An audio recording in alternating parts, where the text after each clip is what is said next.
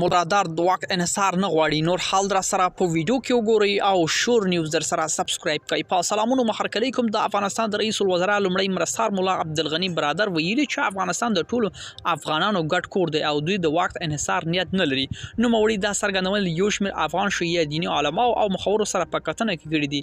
مولا برادر زیاته کړې چې د افغانستان د پرمختګ د هیواد د ټولو خلکو ګډ مسولیت دی او په وینا کې غیږ ټولو هیوادوالو پر مخ خلاصه ده.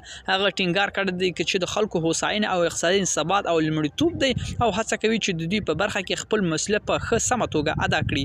په ورته وخت کې د شیعاګانو علماو او مخورو ویلي چې دوی د نظام ملاتړ کوي او هغه کړنې غندي چې روان نظام کمزوري کوي. ملګرو دا بس زموږ چمتو شوی ویډیو که ستاسو دې ویډیو په اړه کوم نظر پیشنهاد لري موږ سره په کومنټونو کې شریک کړئ او د لا ښکلو ویډیوګانو لپاره له موږ سره پاتې شئ. تر بیا خیر چارې.